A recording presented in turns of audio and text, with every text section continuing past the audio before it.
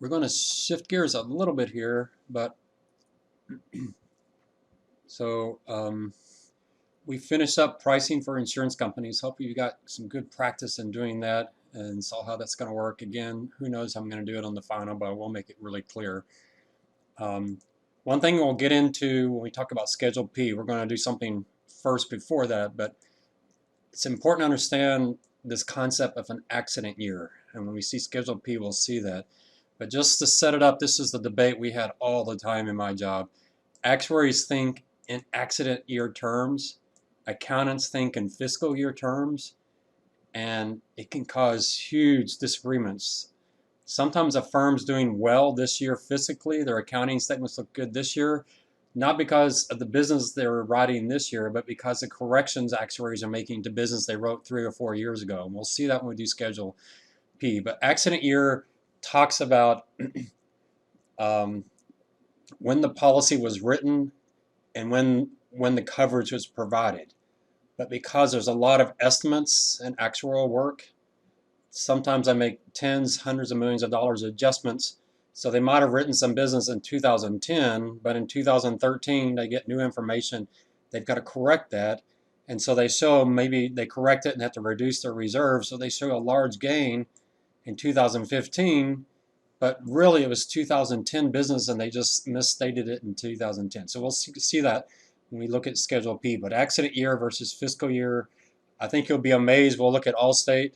I haven't looked at Allstate yet this year. We will use their 2019 annual report, and we'll talk through some of the accounting there as we get into the accounting. We'll do Schedule P first. I'm going to jump ahead to Schedule P because it's the most closely related to pricing. But what I want to do next, I probably should move this up right after the discussion of general liability insurance on the commercial side. But it's something that's important to know, but I just don't know where it should go in the notes. So I'm throwing it in here.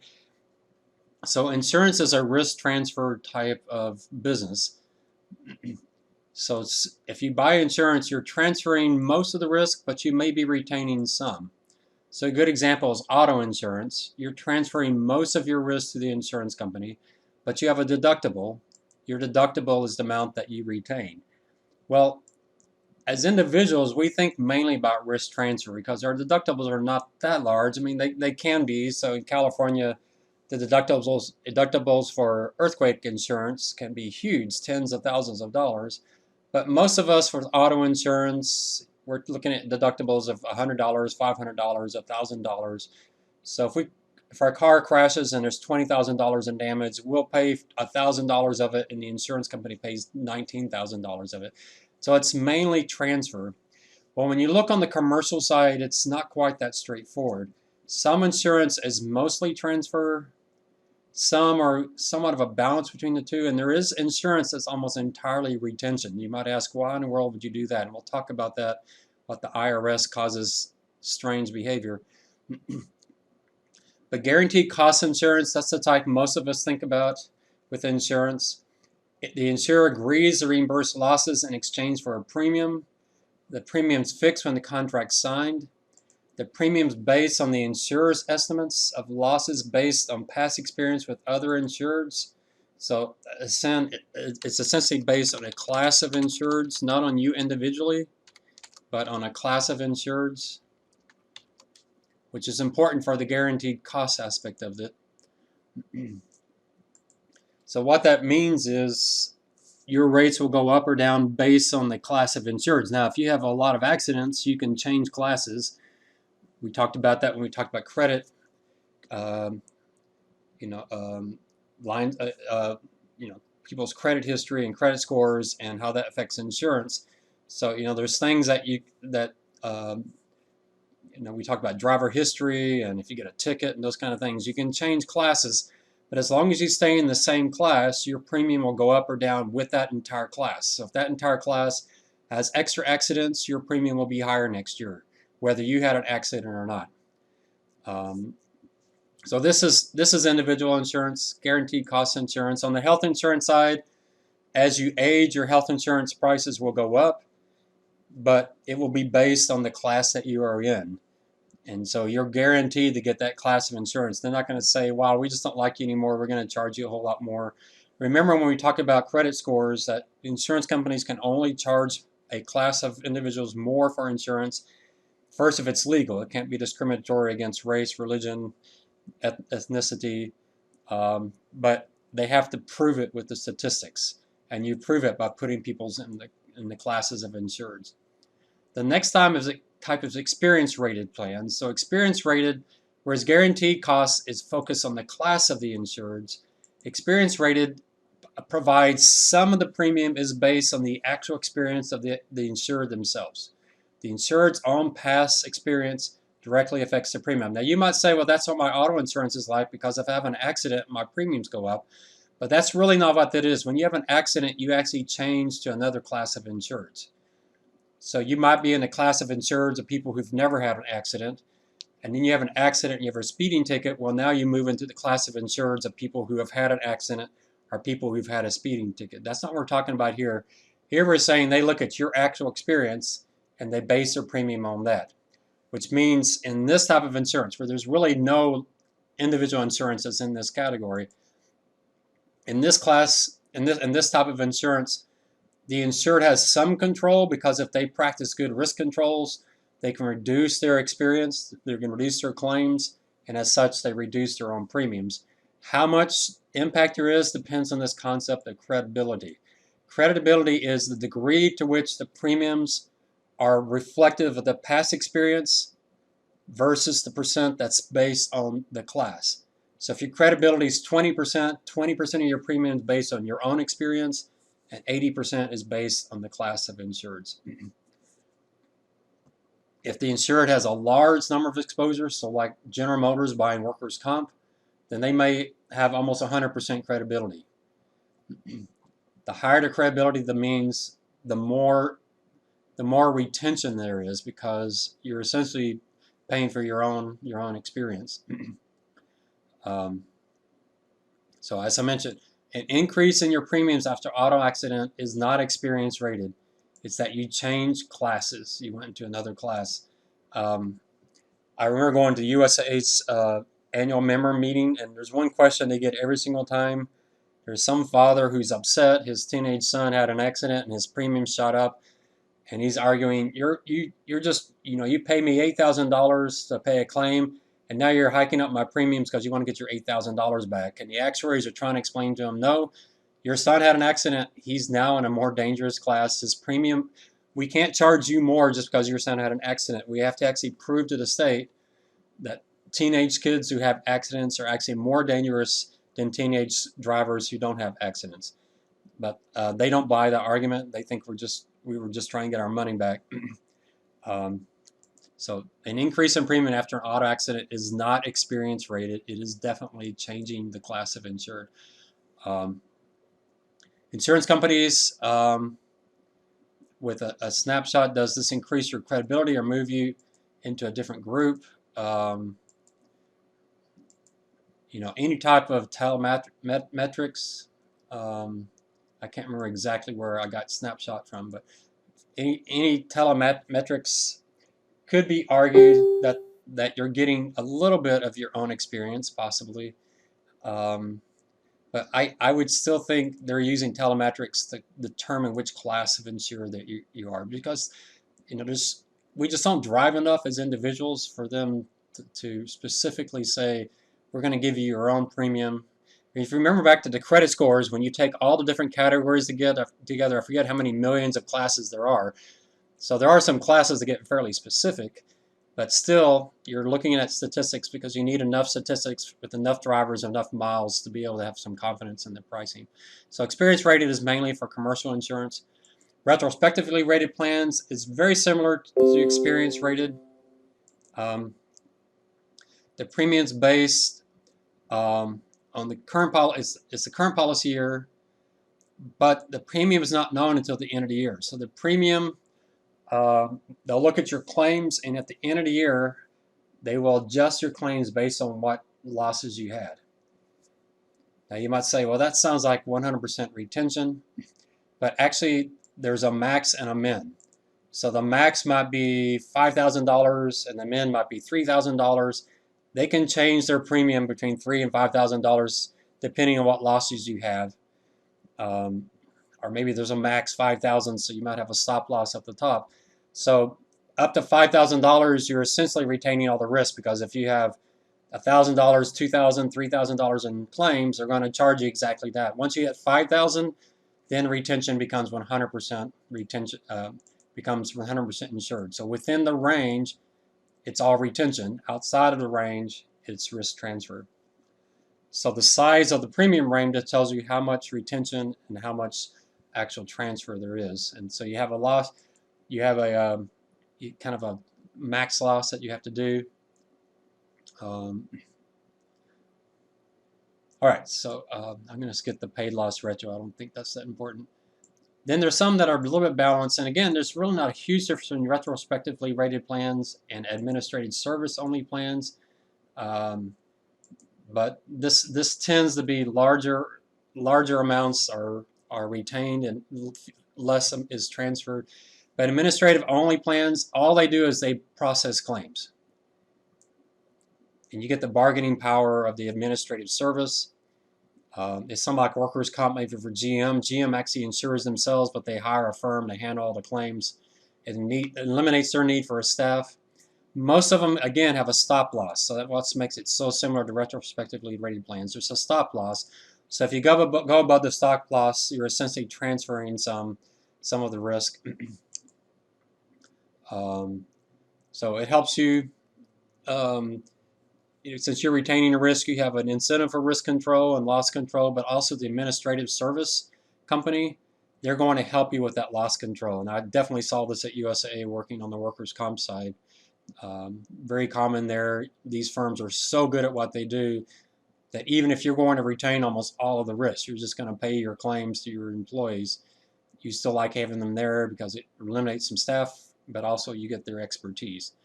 And then mostly transfer really is, mostly retention, mostly retention. This is essentially all retention. A captive insurance company is an insurance company that the company owns, and the company is their only insured.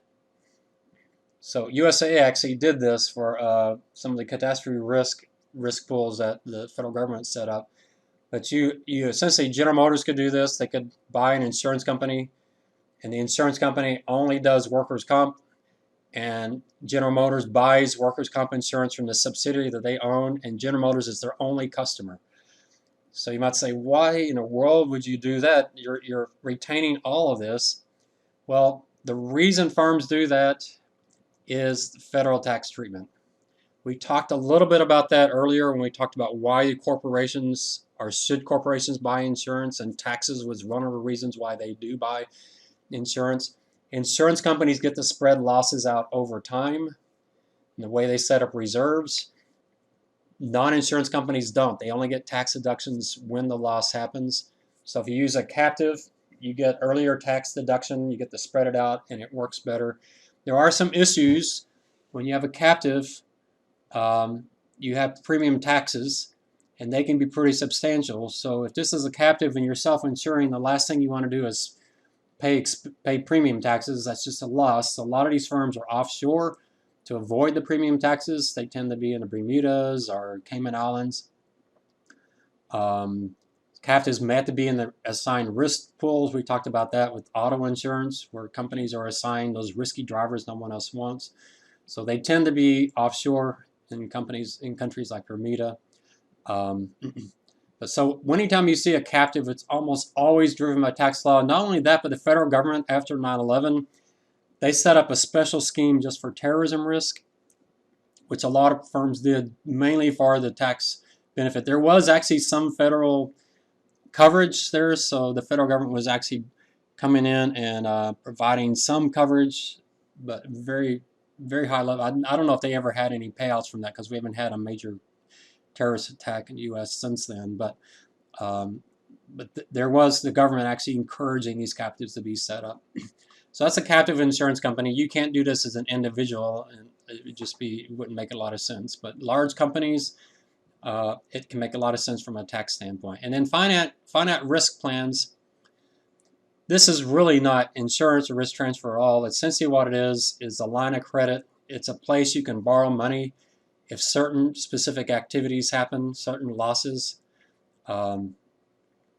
you only transfer risk here if you go insolvent. So ultimately, everything, that may be why I said mostly retention.